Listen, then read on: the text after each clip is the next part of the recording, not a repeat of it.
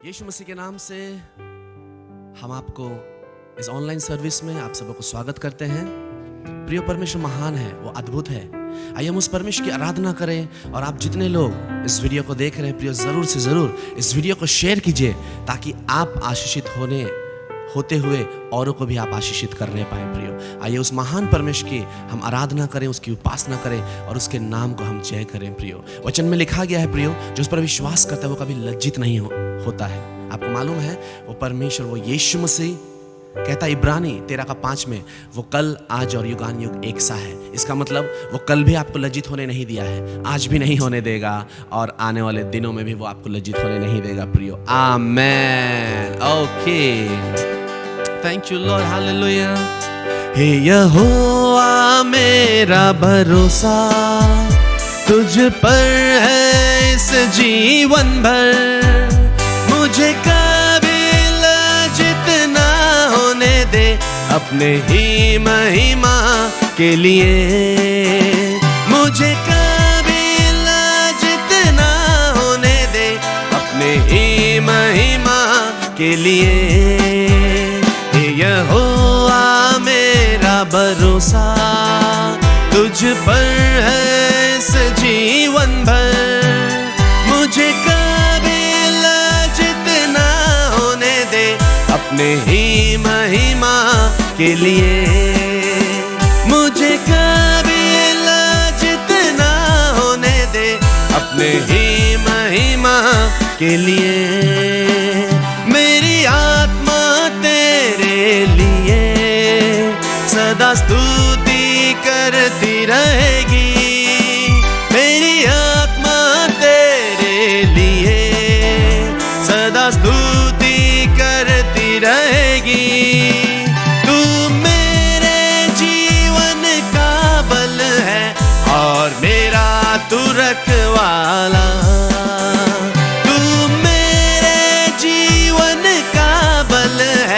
और मेरा तू रखवाला। यहोवा मेरा भरोसा तुझ पर है इस जीवन भर, मुझे कभी लज्जित ना होने दे अपने ही महिमा के लिए। मुझे कभी लज्जित ना होने दे अपने ही महिमा के लिए।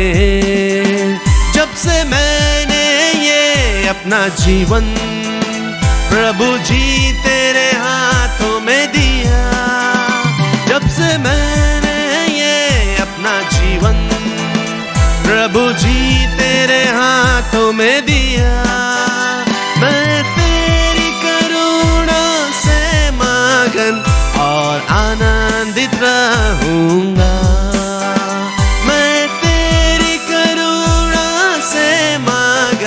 और आनंदित रहूंगा। यहोवा मेरा भरोसा तुझ पर है इस जीवन भर, मुझे कभी लज्जित ना होने दे अपने ही महिमा के लिए। मुझे कभी लज्जित ना होने दे अपने ही महिमा के लिए। ओ थैंक यू लॉर्ड। सही में प्रियो, वो परमेश्वर हमें कभी भी लज्जित होने नहीं देगा प्रियो। आमेन। ओ यस, वो परमेश्वर महान है प्रियो। आइए हम एक उड़िया गीत गाएंगे प्रियो। निश्चित तौर से ये गीत कुछ इस तरह से बोलता है कि जिसु तुम्हें मोरो आशा। इसका मतलब यही है, हे यीशु मसीह तू केवल मेरा आशा है। आपको मालूम है प्रियो, स्वभावदोष में लिखा गया है वो जितने जीवित लोग हैं उन्हें एक आशा है। और आज हम जिंदा पाए जाते हैं प्रियो। और आपको मालूम है आज हमारा आशा कौन है? आज हमारा आशा केवल केवल और केवल यीशु मसीह है। यीशु तुम्हें मोर आशा, गौरवमय भरोसा। यीशु तुम्हें मोर आशा, गौरवमय भरोसा। तुमे मो विश्वास भूमि, मोर मुक्ति शरणी।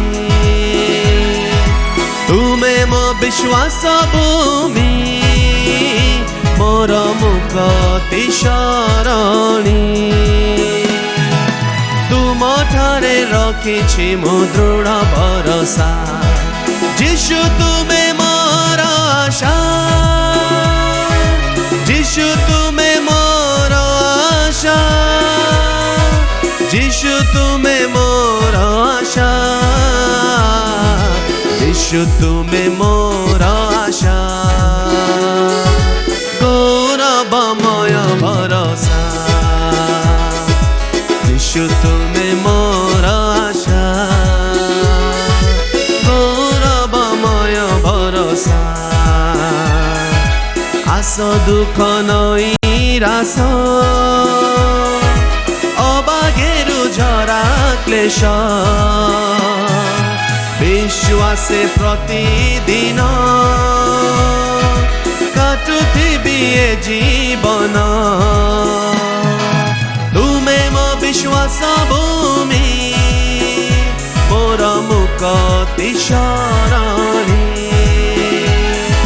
तुमे मो विश्वास भूमि, मोर मुक्ति शरणी। तुम ठारे रखिछि मो दृढ़ भरोसा। यीशु तुमे मोर आशा, यीशु तुमे मोर आशा। यीशु तुमे मोर आशा, यीशु तुमे मोर आशा। गौरवमय भरोसा। यीशु तुमे मोर आशा, गौरवमय भरोसा। जदि निंदा अपमान दिए शत्रु शैतान, हेबि नाही भयभीत, गाउथिबि जय गीत। तुमे मो विश्वास भूमि, मोर मुक्ति शरणी। तुमे मो विश्वास भूमि, मोर मुक्ति शरणी। तुम ठारे रखिछि मो दृढ़ भरोसा। यीशु तुमे मोर आशा, यीशु तुमे मोर आशा। यीशु तुमे मोर आशा,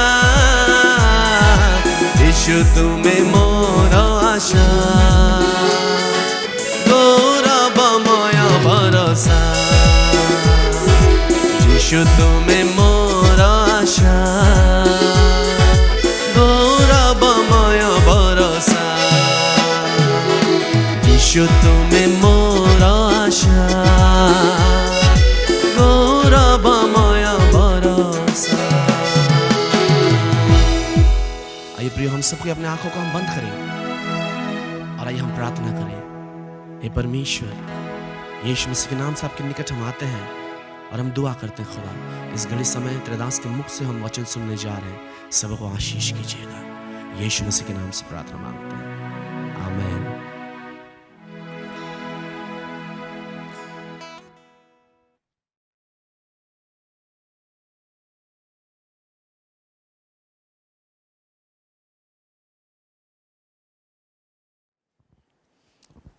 praise the Lord. Welcome to the Utsav of मन्ना।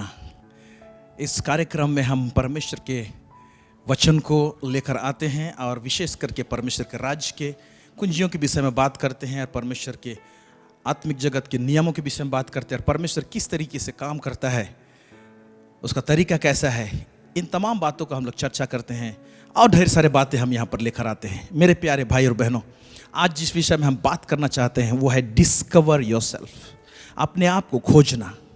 इसके विषय में आज हम बात करने जा रहे हैं। मैं चाहता हूँ जितने लोग ऑनलाइन इस समय जुड़ गए हैं, आप लोग सब इस प्रोग्राम को शेयर कीजिए ज़्यादा से ज़्यादा, ताकि और अधिक लोग हमारे साथ में जुड़ने पाएंगे और इस वचन के द्वारा से, इस सेवकाई के द्वारा से ढेर सारे लोग आशीषित होने पाएंगे। हम विश्वास करते हैं मेरे प्यारे भाई और बहनों, निश्चय परमेश्वर आप सबों से बात करेगा और आपके लिए बहुत बड़ा योजना परमेश्वर बना कर रखा है। चाहे स्थिति परिस्थितियाँ इस समय संसार में गंभीर क्यों ना हो है, लेकिन परमेश्वर वही है, ना बदलने वाला परमेश्वर है और आज भी वैसा ही परमेश्वर है। आइए हम छोटा सा दुआ करें और उसके बाद हम लोग इस विषय में हम लोग बातें करेंगे। सर्वसामर्थी यहोवा परमेश्वर पिता है, इस समय प्रभु हम प्रार्थना करते हैं लॉर्ड, आज इस कार्यक्रम में तेरे वचन की सेवकाई में हम प्रभु जी डिस्कवर योरसेल्फ इसके विषय में हम बातें करने जा रहे हैं। लॉर्ड प्रभु जी, हर एक सुनने वाले लोगों को और हर एक भाई बहन को जो इस समय ऑनलाइन हमारे साथ जुड़े हैं, प्रभु जी उनसे बातें कर, प्रभु जी उनके आत्मिक कान को खोल, ताकि प्रभु जी गंभीरता से और गहराई से परमेश्वर पिता तेरे वचन को सुनने पाएं और समझने पाएं। प्रभु यीशु मसीह के नाम से मांगते हैं, आमीन। मेरे प्यारे भाई और बहनों, आज बहुत सारे लोगों के जीवन में एक क्वेश्चंस है, जैसे सवाल है, कहते हैं कि क्यों मेरा जीवन संतुष्ट क्यों नहीं है, मुझे मैं संतुष्टि का जीवन क्यों नहीं जीने पा रहा हूँ, मेरे जीवन में हताशा क्यों है, मेरे जीवन में निराशा क्यों है। ऐसे बहुत सारे सवाल से हम लोग घिरे हुए रहते हैं। इनमें से एक कारण ये है, आप और हम कई बार हताशा और निराशा में रहते हैं, फ्रस्ट्रेशन में रहते हैं। उसका कारण है कि आपने अपने आप को खोजा नहीं है, आपने अपने आप को डिस्कवर नहीं किया है। मेरे प्यारे भाई और बहनों, मैं जब अपने आप को नहीं खोजा था, डिस्कवर नहीं किया था कि परमेश्वर ने मुझे क्यों बनाया है, क्यों इस धरती में मुझे रखा है, जब तक इसका जवाब मुझे नहीं मिला था, तब मैं भी बहुत सारे कन्फ्यूजन्स में था, असमंजस में था, डर में था, भय में था। लेकिन जब उसका वो प्रकटीकरण कि परमेश्वर ने मुझे क्यों बनाया है, मैं क्यों इस संसार में पैदा हुआ हूँ, मुझे करना क्या है, इन तमाम बातों को जब मैंने हासिल किया या परमेश्वर ने प्रकट किया मेरे जीवन में, या तो मैंने इसे खोजा अपने जीवन में, बहुत सारे सवाल परमेश्वर के पास में रखा, तब जब उससे मैं पा लिया और उसके अनुसार अभी चल रहा हूँ, तो मैं एक संतुष्टि का जीवन को व्यतीत करने पा रहा हूँ। आज हो सकता है कि आप इस कार्यक्रम को जब देख रहे हैं, आपके अंदर में भी हताशा होगी, निराशा होगी, फ्रस्ट्रेशन होगा, डर होगा, आशंका होगा, इसमें आप जी रहे हैं। मेरे प्यारे भाई और बहनों, आप उस हताशा से परमेश्वर आपको निकालना चाहता है, आपको उस निराशा से निकालना चाहता है। आपके लिए एक परमेश्वर का बड़ा योजना है। मेरे प्यारे भाई और बहनों, आपको एक बात को जानने की आवश्यकता है, वो क्या कि आपका जो जिंदगी है वो बहुत ही कीमती है, परमेश्वर की दृष्टि में बहुत ही कीमती है, अनमोल है। क्यों? क्योंकि परमेश्वर ने आपके अंदर में एक बहुत बड़ा कीमती चीज को छुपा के रखा है। वो परमेश्वर का जो कीमती चीज है, वो उसका उद्देश्य आपके लिए जो है, परमेश्वर का उद्देश्य जो आपके लिए है, उसी को छुपा के रखा है। और जब तक वो उद्देश्य प्रकट नहीं होता है, तब तक आप वो संतुष्टि को प्राप्त नहीं करने पाएंगे, या आपको जो जीवन जो जी रहे हैं इस धरती में, उसको जीने का आनंद आप उठा नहीं सकते हैं। प्रभु की दासी जॉयस मेयर का एक प्रोग्राम टीवी में आता है, शायद अभी नहीं आता होगा, लेकिन आता था। वो है आनंद लो प्रतिदिन का। कैसे हम आनंद उठा सकते प्रतिदिन का, तमाम बातों को बताते थे। तो इसलिए मेरे प्यारे भाई और बहनों, प्रभु ने जब एक वचन को कहा है, प्रभु में सदा आनंदित रहो, मैं फिर से कहता हूँ सदा आनंदित रहो, तो सोचिए कि परमेश्वर का मानसा, उसका इच्छा हमारे लिए, जो उसके बनाए हुए लोग हैं, उसके हाथ से रचे हुए लोग हैं, परमेश्वर का कैसा मानसा है, सदा आनंदित रहो। क्या सकेती में? हाँ।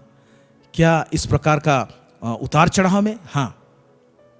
तो ये आनंद का विषय कब आएगा हमारे जीवन में, कैसे रहेगा, उसका एक भाग ये है कि जब हम अपने आप को खोजेंगे, डिस्कवर करेंगे कि परमेश्वर ने मुझे क्यों रखा है, तब हम प्राप्त करने पाएंगे उसे। एक व्यक्ति के विषय में बात करेंगे इस समय। वो व्यक्ति है यूहन्ना बपतिस्मा देने वाला। उसके जीवन काल से एक चीज को हम समझने की कोशिश करेंगे। आइए हम लोग पढ़ें यूहन्ना का पुस्तक, उसका 1 अध्याय, उसका 19 से लेके 23, 19 to 23। इसमें क्या लिखा हुआ है? यूहन्ना की गवाही यह है कि जब यहूदियों ने यरूशलेम से याजकों और लेवियों को उससे यह पूछने के लिए भेजा, तू कौन है, तो उसने यह मान लिया और इनकार नहीं किया, परंतु मान लिया मैं मसीह नहीं हूँ। तब उन्होंने उससे पूछा, तो फिर कौन है? क्या तू एलिया है? उसने कहा, मैं नहीं हूँ। तो क्या तू वह भविष्यवक्ता है? उसने उत्तर दिया, नहीं। तब उन्होंने उससे पूछा, फिर तू है कौन, ताकि हम अपने भेजने वालों को उत्तर दें। तू अपने विषय में क्या कहता है? उसने कहा, जैसा यशायाह भविष्यवक्ता ने कहा है, मैं जंगल में एक पुकारने वाले का शब्द हूँ कि तुम प्रभु का मार्ग सीधा करो। आमेन। अभी देखिए यहाँ पर एक व्यक्ति पैदा हुआ इस संसार में। हम इसका उदाहरण ले रहे हैं यूहन्ना का। पैदा हुआ, बड़ा, फिर वो अपना काम चालू करना चालू किया। कितने सारे सवाल के घेरे में है ये। और सवाल क्या है उसका? तू कौन है? तू कौन है? तो उसने यह मान लिया और इनकार नहीं किया, परंतु मान लिया मैं मसीह नहीं हूं। वो बोला कि मैं मसीह नहीं हूं। फिर उसको पूछने लगे। तब उन्होंने उससे पूछा, तो फिर कौन है बाबा? आज आपके लिए ऐसा ही सवाल है। तू कौन है? क्या करना है तुझे? ये जो क्वेश्चन है ना, एक बहुत इंपॉर्टेंट क्वेश्चन है इस संसार में। हर एक व्यक्ति जो इस धरती में पैदा होता है, और उसका जवाब क्या आता है? अब देखिए, और भी कुछ सवाल है उसको। तो क्या तू वह भविष्यवक्ता है? उसने उत्तर दिया, नहीं। तब उन्होंने उससे पूछा, फिर तू कौन है? कौन है? कौन है? कौन है? कौन है? ऐसे आवाज आपके कान में क्या गूंज रहे हैं आज? मैं कौन हूं? मैं कौन हूं? मैं हूं कौन हूं? जब तक इस सवाल का जवाब नहीं आता है, तब तक हमारे जीवन में संतुष्टि नहीं हो सकता है। तो अपने विषय में क्या कहता है? उसने कहा, देखिए कितना स्पष्ट जवाब देता है वो। जैसा यशायाह भविष्यवक्ता ने कहा है, मैं जंगल में एक पुकारने वाले का शब्द हूं कि तुम प्रभु का मार्ग सीधा करो। वो स्पष्ट रूप से कहता है कि मैं वो आवाज हूं, जंगल में पुकारने वाला आवाज हूं। Praise the Lord. मैं कौन हूं, वो स्पष्ट रूप से अपनी बातों को रखता है। आज ऐसे ही इस संसार में मैं कौन हूं, मुझे क्या करना है, ये स्पष्ट रूप से हमको बोलना है और जानना है और जान के बोलना है और करना है। जब हम उसे करने लगेंगे तो अब देखिए कि आपके जीवन में वो संतुष्टि रहेगा। Praise God, praise God, hallelujah. और एक व्यक्ति के विषय में देखते हैं, इससे कुछ बातों को सीखने की कोशिश करेंगे। वो है आपका गिदयोन, जो पुराना नियम में न्यायों के पुस्तक में आपको मिलेगा। न्यायों के पुस्तक उसका 6 अध्याय, उसका 11 से 16। इसको पढ़ने से पहले मैं जरा सा क्या स्थिति है मैं बताना चाहता हूं। गिदयोन एक ऐसा व्यक्ति है जिसका चित्रण यहाँ पर पा रहे हैं, एक डरा हुआ और कंफ्यूज्ड व्यक्ति, असमंजस में है। गिदयोन के टाइम में इजरायलियों के साथ में कुछ घटना घटा था। क्या घटना घटा था? अगर आप इस अध्याय का 6 अध्याय का 1 पद से पढ़ेंगे आप, तो वहाँ आपको मिलेगा कि इजरायलियों ने परमेश्वर की दृष्टि में बुरा किया और परमेश्वर ने उन्हें मिद्यानियों के हाथ में छोड़ दिया। मिद्यानियों के कब्जा में लोग आ गए। मिद्यानी लोग क्या करते थे? जब कभी भी इनका फसल ठीक कटने का समय आता था, उस समय में ये लोग मिद्यानी लोग आकर इनके इजरायलियों के फसल को बर्बाद कर देते थे, नष्ट कर देते थे।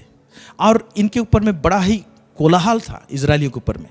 और ये लोग, वचन बताता है कि ये लोग गड्ढों में रहा करते थे, गुफाओं में रहा करते थे, अपने आप को छुपा के, पहाड़ों में, जंगलों में छुपा के रखते थे अपने आप को। तो सोचिए कि कितना बड़ा कंफ्यूजन का स्टेट था।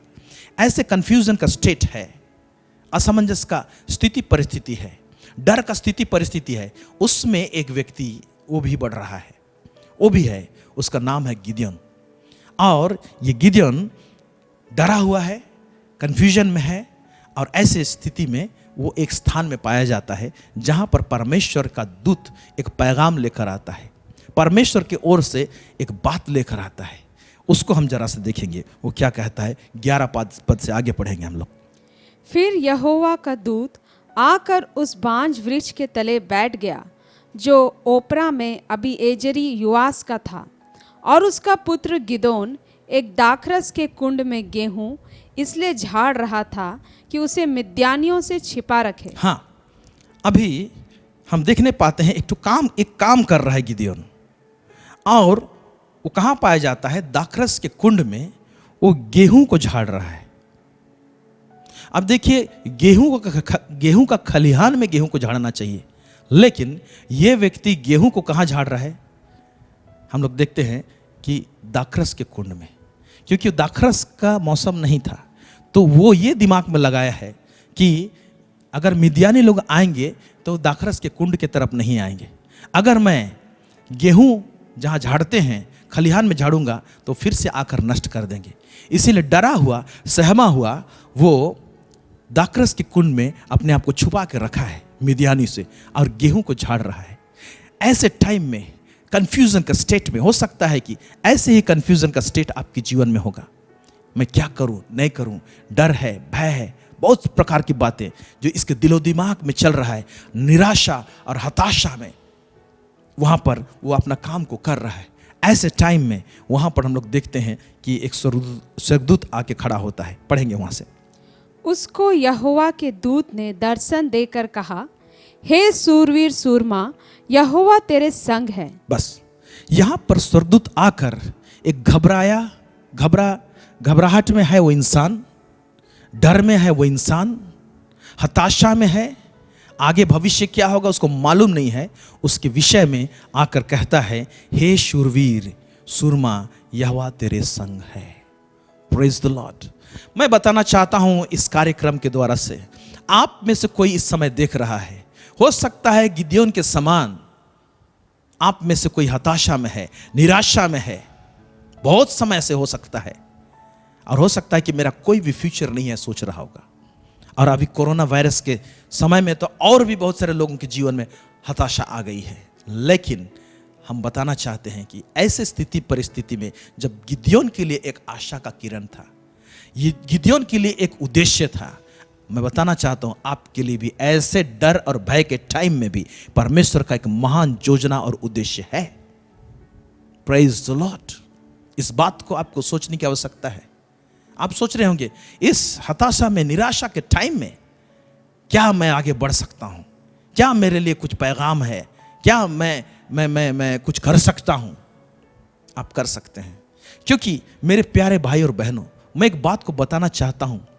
जैसे कि कोई भी चीज एक मैन्युफैक्चरिंग कंपनी बनाता है, मान लीजिए कोई इलेक्ट्रॉनिक का सामान बनाता है या तो कोई इलेक्ट्रिकल सामान बनाता है, उसको बनाने के पीछे एक उद्देश्य होता है, और उसको मार्केट में जब छोड़ता है वो सामान, वो चाहता है कंपनी कि वो सक्सेस पाए, वो फेल नहीं होना चाहिए।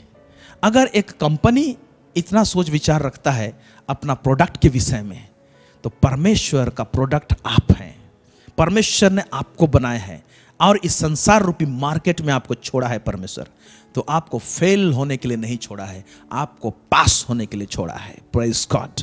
क्या आप एक बड़ा आमीन बोलेंगे अपने लिए कि मेरे साथ में एक बहुत बड़ा सफलता जुड़ा हुआ है जो परमेश्वर मेरे विषय में विचार करता है। Hallelujah, praise the Lord. इसीलिए तो हम आपको बताना चाहते हैं, discover yourself, discover yourself. Hallelujah. अब यहां पर देखते हैं, आगे हम लोग थोड़ा सा पढ़ेंगे।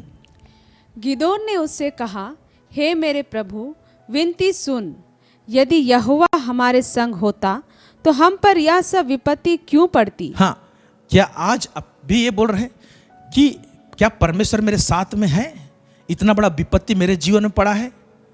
मैं बताना चाहता हूं, आप प्रभु को ग्रहण किए हैं, यीशु को ग्रहण किए हैं, तो आप उसके संतान हो गए हैं। परमेश्वर आपको नहीं छोड़ा है। विपत्ति पड़ा है, हो सकता है कुछ कारण हो, इसके कारण से विपत्ति पड़ा है, उसका कारोबार अलग हो सकता है, लेकिन परमेश्वर फिर भी आपके साथ में है। गिदियोन के साथ में परमेश्वर है दिखा रहा है, इजरायलियों के साथ में परमेश्वर है दिखा रहा है। हाँ, थोड़े समय के लिए उनको मिद्यानियों के हाथ में छोड़ दिया, उनके हाथ में छोड़ा, इसका मतलब नहीं कि परमेश्वर उनसे दूर हो गया या परमेश्वर हमेशा के लिए छोड़ दिया या चला गया। इसके पीछे इसके पीछे जो कारण है, इसके पीछे परमेश्वर का कुछ उद्देश्य है। लेकिन हम गिदियोन को पॉइंट में रख कर अगर हम देखें तो देखिए कि ये गिदियोन डरा हुआ, सहमा हुआ सा है इंसान, उसके लिए परमेश्वर का कितना बड़ा योजना रखा हुआ है। तू शूरवीर है, तू सुरमा है, कह रहा है उस व्यक्ति को जो डरा हुआ है। Praise God, hallelujah. आगे देखेंगे हम। और जितने आश्चर्य कर्मों का वर्णन हमारे पुरखा या कहकर करते थे, क्या यहोवा हमको मिस्र से छुड़ा नहीं लाया? वे कहाँ रहे? अब तो यहोवा ने हमको त्याग दिया और मिद्यानियों के हाथ कर दिया है। तब यहोवा ने उस पर दृष्टि करके कहा, अपनी इसी शक्ति पर जा और तू इजरायलियों को मिद्यानियों के हाथ से छुड़ाएगा। हाँ, यहाँ लगता है ये इंसान को इतना कमजोर महसूस हो रहा है, लेकिन परमेश्वर कहता है तू इसी शक्ति से जा। Praise the Lord. आपके अंदर में हो सकता है छोटा सा ताकत आपको महसूस होता होगा, लेकिन कई बार ऐसे लगता है कि मैं कमजोर हूं, लेकिन परमेश्वर उसको शक्ति के रूप में देखता है। इसी शक्ति में जा। आपको भी आज कह रहा है वहीं से शुरुआत कर जो है तेरे पास में। Hallelujah, praise God. जा।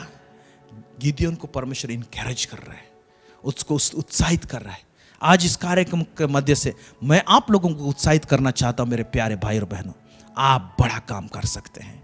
आपके लिए एक बहुत बड़ा उद्देश्य है, परमेश्वर का एक बहुत बड़ा योजना है, और वो सारा जो उद्देश्य है परमेश्वर का, वो आपके अंदर में ही छुपा हुआ है। जैसे अपने आप को डिस्कवर करेंगे, अपने आप को खोज करेंगे, अपना शोध करेंगे, मेरे प्यारे भाई और बहनों, वो उद्देश्य बाहर निकल कर आएगा। और जब उसको पकड़ कर उसके पीछे भागेंगे, आप देखिए कि सफलता आपके सामने में रहेगा। Hallelujah, praise the Lord. आगे पढ़ेंगे। क्या मैंने तुझे नहीं भेजा? उसने कहा, हे मेरे प्रभु, विनती सुन, मैं इज़राइल को कैसे छुड़ाऊं? देख, मेरा कुल मनसे में सबसे कंगाल है। अभी देखिए, जब परमेश्वर को भेज रहा है तो मैं कैसे छुड़ाऊं? मैं तो एक ऐसा कुल से आता हूं, मैं तो एक ऐसा ट्राइब से आता हूं, मैं तो एक ऐसा बैकग्राउंड से आता हूं। आप बोल सकते हैं जैसे वो कंगाल है, कह रहा है। आप में से कोई अगर देख रहा है, आप बोल सकते हैं मैं तो एक ऐसा परिवार से आता हूं जो कभी सफलता नहीं देखा। मैं तो एक ऐसा परिवार से आता हूं, हमेशा उसमें पैसों की तंगी रहा है। मैं तो एक ऐसा परिवार से आ रहा हूं जहां पर हमेशा लड़ाई झगड़ा रहती है। मैं तो एक ऐसा परिवार से आता हूं जी, हमारे बाप दादे सब नशा करते थे। वो गौन केस है आपके लिए, वो आपका पिछला जीवन है। अभी जब परमेश्वर आपसे बात कर रहा है, यहां से एक नया शुरुआत हो सकता है आपकी जिंदगी में, क्योंकि अभी तक आपका जीवन का उद्देश्य प्रकट नहीं हुआ है। जैसे जैसे आप उसको डिस्कवर करेंगे, जानने लगेंगे, मेरे प्यारे भाई और बहनों, आप बड़ा काम करेंगे। Praise God, hallelujah. इसलिए मैं बताना चाहता हूं आपको, ऐसे सारे डर, कंफ्यूजन के बावजूद भी परमेश्वर का एक बहुत बड़ा उद्देश्य आपके जीवन में है। तो अब सवाल पैदा होता है कि कहां से शुरुआत करें, कैसे शुरुआत करें? तो मैं आपको बेस से बताना चाहता हूं, बेस से, निचले स्तर से बताना चाहता हूं शुरुआत कहां से किया जाए। शुरुआत हमको एक क्वेश्चन से करना चाहिए, वो बहुत महत्वपूर्ण क्वेश्चन है। और ये सवाल जो है, ये परमेश्वर ने आदम को पूछा था, उसमें कुछ बात छुपा हुआ है। हम वहां से करें तो बेहतर रहेगा आगे बढ़ने के लिए। हम लोग पढ़ेंगे उत्पत्ति का पुस्तक, उसका 3 अध्याय, उसका 8 से लेकर 10 पद तक। तब यहोवा परमेश्वर जो दिन के ठंडे समय वाटिका में फिरता था का शब्द उनको सुनाई दिया। तब आदम और उसकी पत्नी वाटिका के वृक्षों के बीच यहोवा परमेश्वर से छिप गए। तब यहोवा परमेश्वर ने पुकार कर आदम से पूछा, तू कहाँ है? उसने कहा, मैं तेरा शब्द बारी में सुनकर डर गया, क्योंकि मैं नंगा था, इसलिए छिप गया। हाँ, यहाँ पर देखिए, आदम और हवा पाप करने के बाद परमेश्वर का आवाज को वो लोग वाटिका में सुनकर वो लोग छुप जाते हैं और परमेश्वर का आवाज आता है, तू कहाँ है? अब एक सवाल पैदा होता है, परमेश्वर जो आकाश और पृथ्वी को बनाने वाला है और संपूर्ण सृष्टि के ऊपर में नजर रहता है, एक एक व्यक्ति के ऊपर में नजर रहता है, क्या आदम और हवा जो पेड़ के पीछे या तो जो झाड़ी के पीछे छुपे थे, क्या परमेश्वर नहीं देख सकता था? परमेश्वर बाखूबी देख रहा था, बाखूबी देख रहा था। लेकिन यहां जो सवाल पूछ रहा है, ऐसा लगता है कि परमेश्वर को दिखाई नहीं दे रहा है ना। यह सवाल का मतलब कुछ और है, तू कहां है? यही सवाल है, यही से हम अपना खोज करना चाहिए, हमको अपने आप को डिस्कवर करना चाहिए। आदम को तू कहां है पूछने का तात्पर्य यह है कि तुम्हें एक अधिकार के स्थान में रखा गया था, क्या तू उस अधिकार के स्थान में है या नहीं है? क्या तू उस पोजीशन में है या नहीं है? यह है सवाल। हम देखेंगे उस वचन को कि परमेश्वर ने मनुष्य को अधिकार के स्थान में रखा था, उसको एक अथॉरिटी दिया था। वो अथॉरिटी का स्थान में, उस पोजीशन में नहीं है। उत्पत्ति उसका 1:26 पढ़ेंगे। फिर परमेश्वर ने कहा, हम मनुष्य को अपने स्वरूप के अनुसार अपनी समानता में बनाएं, और वे समुद्र की मछलियों और आकाश के पक्षियों और घरेलू पशुओं और सारी पृथ्वी पर और सब रेंगने वाले जंतुओं पर जो पृथ्वी पर रेंगते हैं अधिकार रखें। देखिए, इन तमाम बातों के ऊपर में, पृथ्वी पर, जीव जंतु पर, मछलियों पर, सारे सृष्टि के ऊपर में परमेश्वर कहता है ये लोग अधिकार रखें, यानी उनको ऑथराइज किया गया था, अधिकार के स्थान में रखा गया था और अधिकार दिया गया था। तो जब परमेश्वर पूछ रहा है इनको कि तू कहां है, क्या तू अपने अधिकार के क्षेत्र में है? क्योंकि अधिकार के क्षेत्र में ही तुम फंक्शन करेगा, काम करेगा। अभी तुम काम करने के लायक नहीं है। जिस उद्देश्य के लिए मैं बनाया था, अभी वो फंक्शन नहीं करेगा, क्योंकि तेरा पोजीशन हट गया है, अधिकार क्षेत्र से बाहर चला गया है। इसीलिए पूछ रहा है तू कहां है? मेरे प्यारे भाई और बहनों, आज परमेश्वर आपको पूछ रहा है, मुझे भी पूछता है। इस सवाल को अपने के लिए ले सकते हैं। वो कहता है तू कहां है? तू कहां है? Praise God, hallelujah. मेरे प्यारे भाई और बहनों, ये जो अधिकार है ना, ये हम जब ज्योति में रहते हैं तभी जाके फंक्शन कर सकता है, तभी जाके हम इस अधिकार को इस्तेमाल कर सकते हैं। तो अब आदम और हवा पाप करने के बाद में ये लोग क्या हो गए हैं? ज्योति में थे, और मैं एक हिसाब से कहूंगा वे खुद ज्योति थे, वे लोग खुद ज्योति थे। अब लाइट उनमें से चला गया है और ज्योति के क्षेत्र से वो लोग अंधकार के क्षेत्र में आ गए हैं, और अंधकार के क्षेत्र में वो अधिकार इस्तेमाल में नहीं आएगा। परमेश्वर जो उनके अंदर में डाला है, जो हुनर, वो पनपेगा नहीं, वो दिखाई नहीं देगा, वो काम में नहीं आ सकता है। क्योंकि परमेश्वर का जो अधिकार है, जो हमको देता है, वो लाइट में फंक्शन करता है। आइए हम इसको थोड़ा सा समझने की कोशिश करेंगे। इफिसियों की पुस्तक उसका 5 उसका 8 पद यहां पर मैं पढ़ देता हूं आपके लिए। क्योंकि तुम तो पहले अंधकार थे, परंतु अब प्रभु में ज्योति हो, अतः ज्योति की संतान के समान चलो। अब यहां पर देखिए, यहां पर ऐसा नहीं लिखा हुआ है क्योंकि तुम तो पहले अंधकार में थे, नहीं लिखा हुआ है। अंधकार में थे और अंधकार थे में फर्क है। यह वचन के अनुसार, क्योंकि तुम तो पहले अंधकार थे, यानी तुम स्वयं अंधकार थे, यह बोल रहा है। यू आर डार्कनेस, परंतु अब प्रभु में ज्योति हो। तो जब यीशु मसीह को जब हम ग्रहण करते हैं तो हम खुद ज्योति हो जाते हैं और एक लाइट में आते हैं। क्यों लाइट में आना जरूरी होता है, और क्यों प्रभु हमारे जीवन में पहले लाइट का एंट्रेंस, पहले लाइट को देना चाहता है, और लाइट के रूप में यीशु को पहले देना चाहता है हमारे जीवन में। यीशु को देना चाहता है। यीशु मसीह इस जगत में आया तो उसने कहा, जगत की ज्योति मैं हूं, जो मेरे पीछे हो लेगा वो अंधकार में ना चलेगा, वो कंफ्यूजन में नहीं चलेगा, वो असमंजस में नहीं चलेगा, वो डर में नहीं चलेगा, वो भय में नहीं चलेगा। बोलने का तात्पर्य है, इसलिए एक इंसान के जीवन में लाइट प्रवेश करना, ज्योति का प्रवेश होना जरूरी है। और प्रभु हमको खुद ज्योति बनाता है। यीशु को हम ग्रहण करते हैं तो हम ज्योति बन जाते हैं। और यहां पर और एक इंस्ट्रक्शन है, प्रभु में ज्योति हो लिखा हुआ है। उसके बाद जो इंस्ट्रक्शन है वो है, अतः ज्योति की संतान के समान चलो। ज्योति होना एक बात है, फिर उसमें चलना एक बात है।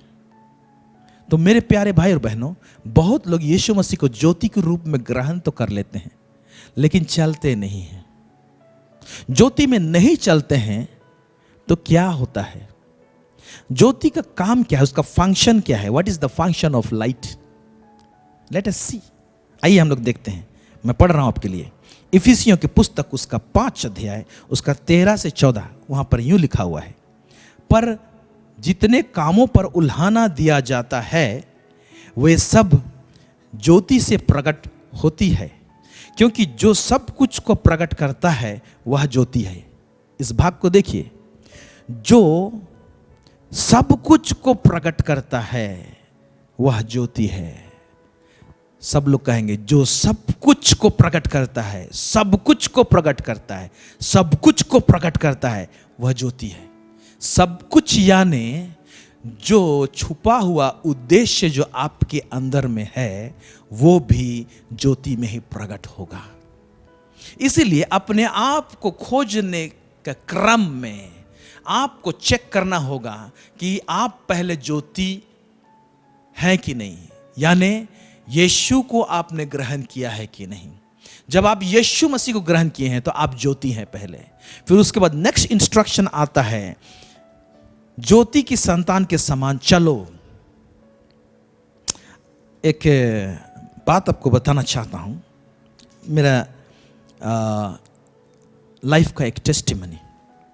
जब मैं क्लास 10 में था, उस समय में बचपन से मैं थोड़ा सा पढ़ाई में ध्यान नहीं दिया, इसलिए जस्ट एक एवरेज स्टूडेंट के हिसाब से कई बार फेल्यूर, बहुत सारा इस तरह से होते हुए गुजरा, और कैसे भी मैं पहुंच गया क्लास 10 तक। जब मैं क्लास 10 का एग्ज़ाम दिया था, उस समय में मुझे घबराहट हो रही थी, डर हो रही थी कि मैं फेल हो जाऊंगा, मैं पास नहीं होने पाऊंगा, और जरा सा निराशा ने मुझे घेरा। उस समय में मैं प्रार्थना कर रहा था। मेरे पिता ने मुझसे कहा, प्रार्थना कर, वचन पढ़। तो मैं प्रार्थना कर रहा था और प्रार्थना कर रहा था, और रिजल्ट निकलने से करीब 1.5 या 2 सप्ताह पहले मैं एक सपना देखता हूँ, एक स्वप्न दर्शन के द्वारा से मैं देखता हूँ।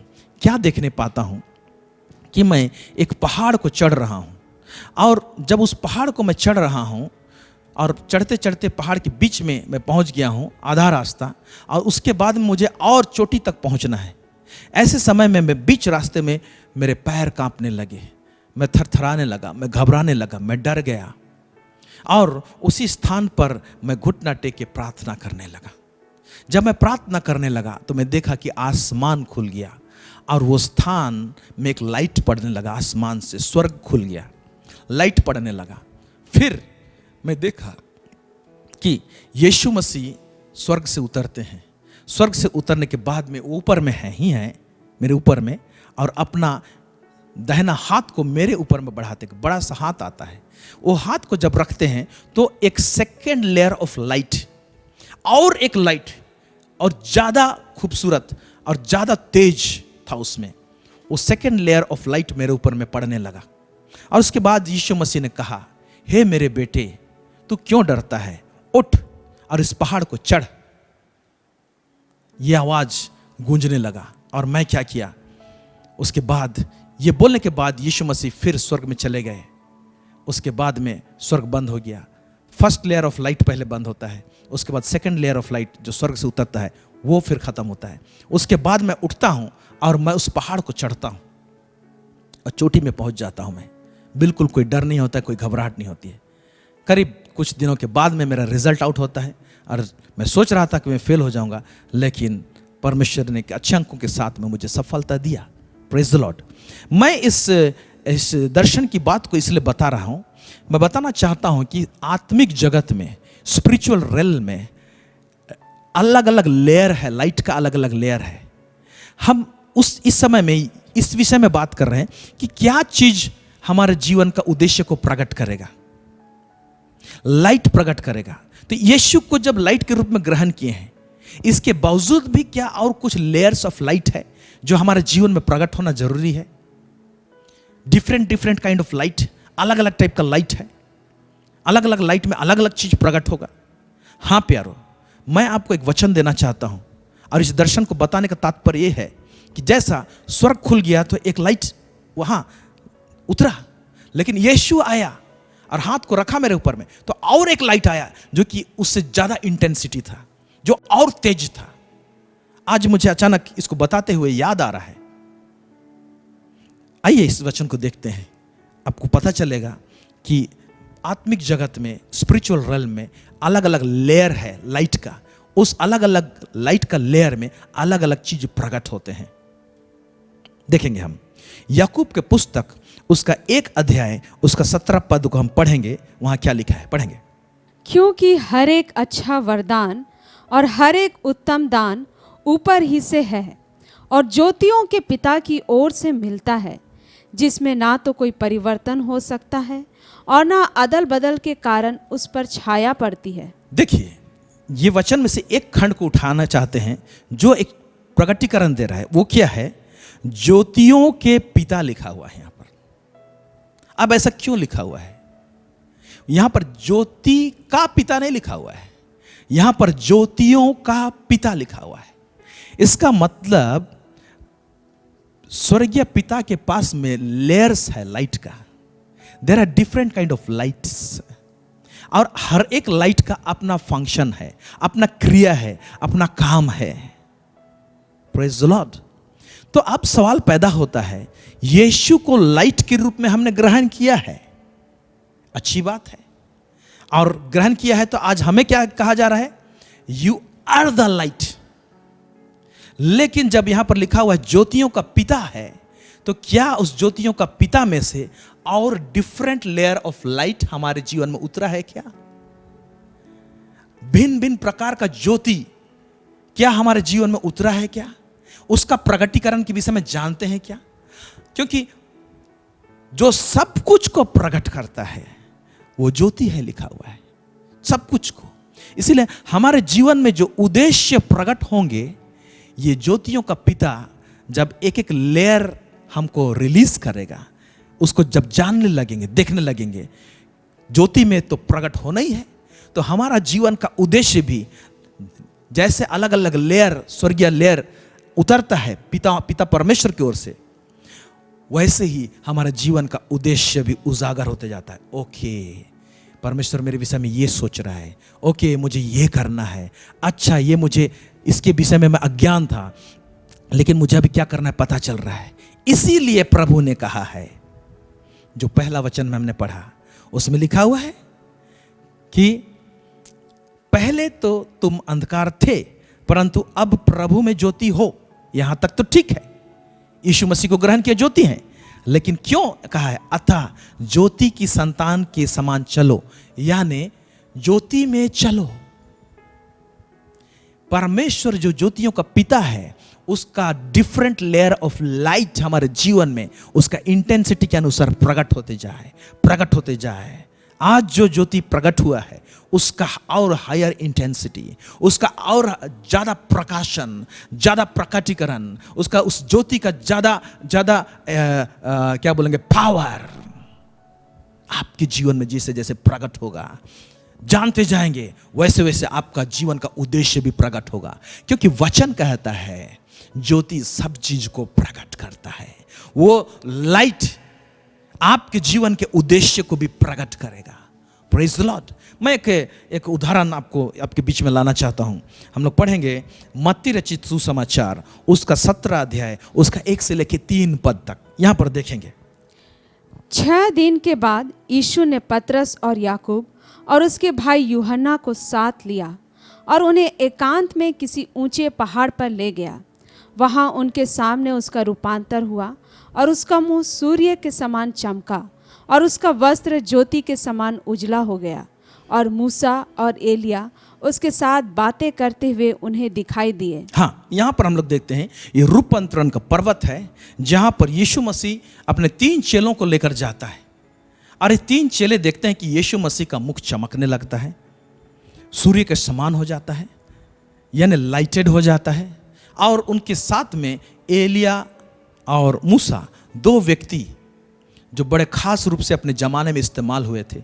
एलिया ने जो मृत्यु नहीं चखा था, मूसा जो परमेश्वर के सामने आमना सामना बात करता था, जिसके द्वारा से परमेश्वर ने व्यवस्था को दिया था और बड़ा अद्भुत काम किया है। ये 2 खास व्यक्ति और एक पुस्तक में पढ़ेंगे तो ये लोग भी महिमा में प्रकट हुए वहाँ पर। तो अब सवाल पैदा होता है, अगर मूसा और एलिया से बात ही करना था तो ये लाइटेड होने का क्या ज़रूरत था? यीशु मसीह को ग्लोरी में प्रकट होना, उस महिमा में प्रकट होना, सूर्य के समान उसका रूपांतरण होना, ये क्यों ज़रूरत था? क्या बिना उसके नहीं हो सकता था? देखिए, इसी बात को मैं बताने की कोशिश कर रहा हूँ आपको कि परमेश्वर का एक कुछ काम को करने का एक तरीका होता है, उसका प्रिंसिपल्स है, स्वर्गीय सिस्टम सब है। पिता परमेश्वर जो है ज्योतियों का पिता है, हमने ऊपर में देखा। अब ये जो व्यक्ति हैं मूसा और एलिया, ये लोग ऑलरेडी महिमा में थे। अब यीशु मसीह इस धरती में जब चला फिरा कर रहा था, वो फुल मैन था एक ही टाइम में और फुल गॉड था। वो दुख उठा उठा कर आज्ञा पालन करना सीखा, लिखा हुआ है। तो ये बड़ा ही अद्भुत चीज है परमेश्वर के साथ, यीशु मसीह के साथ में, मेरे प्यारे भाई और बहनों। अब जब यीशु मसीह को 2 व्यक्तियों के साथ में बातचीत करना है तो ये जरूरी हुआ एक लेयर ऑफ लाइट में ट्रांसफॉर्म होना। Praise the Lord. एक लेयर ऑफ लाइट उसमें पड़ना या उसमें प्रकट होना, उस रूप में आना जिसमें कि उसका चेहरा सूर्य के समान चमक रहा है।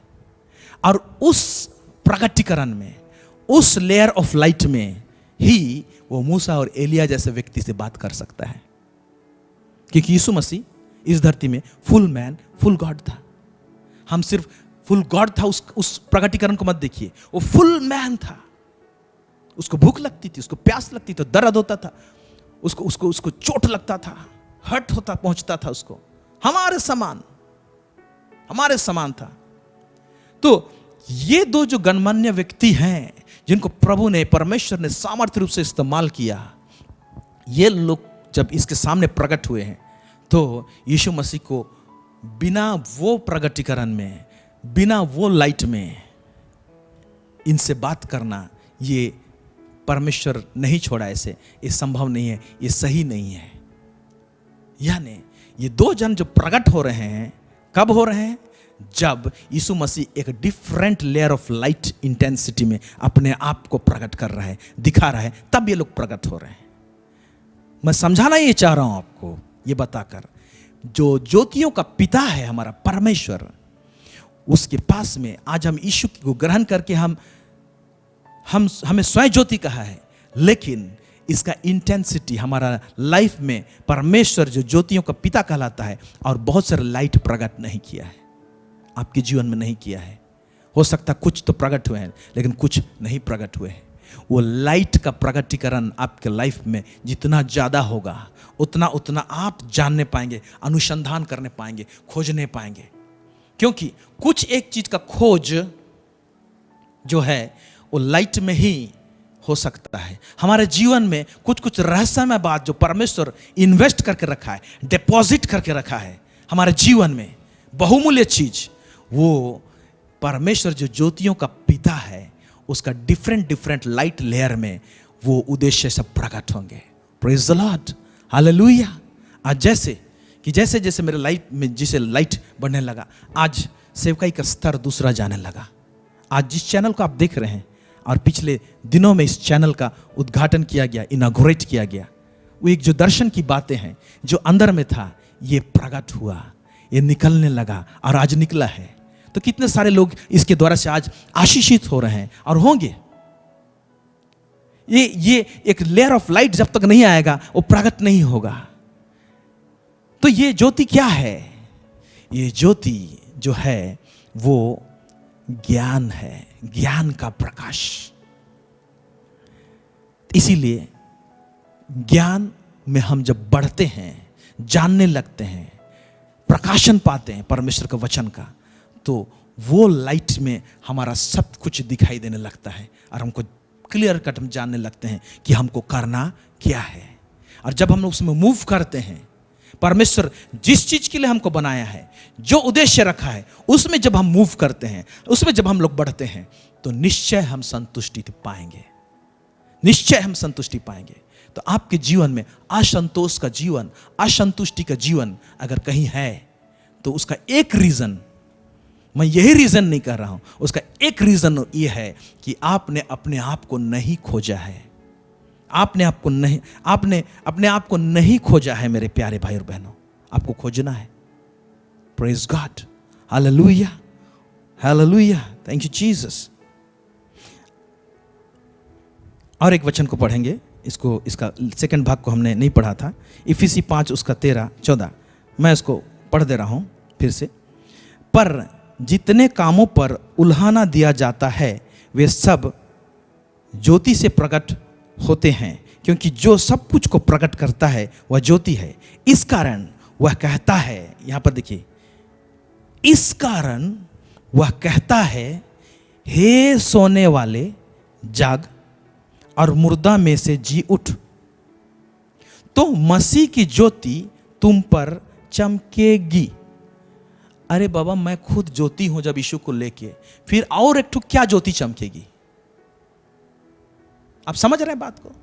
तो यीशु को ग्रहण कर लेना, ले लेना, हम लोग ज्योति कहलाते हैं, लेकिन वो काफी नहीं है। हमको उसमें एक चीज करना है। वो क्या है? नींद से जागना है और सवाल पूछना है, मुझे क्या करना है, मैं क्यों बनाया गया हूं। ये नींद से जागना है। मुर्दा व्यक्ति कुछ सोचता नहीं है, कुछ नहीं सोचता है। क्या आप भी कुछ नहीं सोच रहे हैं अपने जीवन के विषय में? बस चल रहा है तो चल रहा है तो चल रहा है।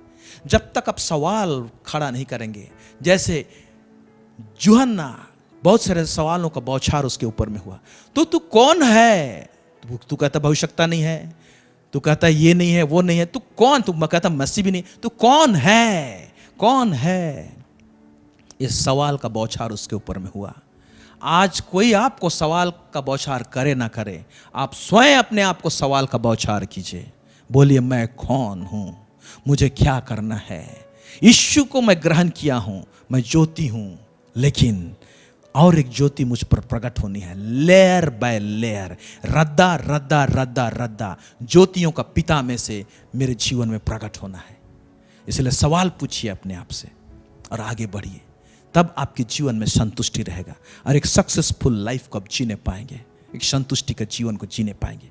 मेरे प्यारे भाई और बहनों, आज का इस कार्यक्रम हम यहाँ पर ख़त्म करते हैं, लेकिन डिस्कवर योरसेल्फ इसको हम पार्ट पार्ट में बताएंगे। नेक्स्ट आप और हम लोग जाएंगे कि कैसे हम अपने आप को खोजें, इसके विषय में और अधिक हम लोग जानकारी लेंगे। आइए इस समय हम दुआ करें, प्रार्थना करें। सर्व सामर्थी सेनाओं का यहोवा परमेश्वर पिता, हम आपको धन्यवाद देते हैं प्रभु जी, आज जिस विषय में हमने बात किया लॉर्ड, डिस्कवर योरसेल्फ। प्रभु जी, जितने लोगों ने सुना है इसे, तमाम भाई और बहन के अंदर में प्रभु जी ये सवाल प्रभु जी अंदर आने पाए, मैं कौन हूं, मैं कहां पर हूं, अपने आप को अनुसंधान करने पाए, आपके प्रकाश में रखकर अपने आप को और अपने आप को उनके जीवन में प्रकट कर, अलग अलग लेयर का लाइट प्रभु जी उतरने दे प्रभु जी, जिसमें प्रभु जी जीवन का उद्देश्य प्रकट होने पाएगा। प्रभु हम विश्वास करते हैं लॉर्ड कि आप ऐसा करने जा रहे हैं प्रभु, और बहुत सारे लोगों के जीवन को प्रभु जी आप रूपरेखा देने को जा रहे हैं प्रभु जी। धन्यवाद देते हैं, यीशु मसीह के नाम से मांगते हैं, सुनिए, अदैस स्वर्ग राज्य में ग्रहण कीजिए। आमीन। धन्यवाद देते हैं आप सबों को हमारे साथ जुड़ने के लिए इस ऑनलाइन सर्विस में। आपको बेहतरीन से बेहतरीन हम परमेश्वर की ओर से आत्मिक मन्ना लेकर आएंगे ऑत्सव ऑफ मन्ना कार्यक्रम में। ऑत्सव का मतलब होता है ट्रेजर, यानी भंडार, यानी खजाना। यहाँ पर आपको मन्ना का खजाना मिलेगा। इसलिए ज़्यादा से ज़्यादा आप शेयर कीजिए, बने रहिए, प्रार्थना में रहिए। फिर नेक्स्ट कार्यक्रम में आपसे मुलाकात होगी। तब तक प्रभु आप सबों के साथ रहे। आप खुश रहिए, आनंदित रहिए। धन्यवाद।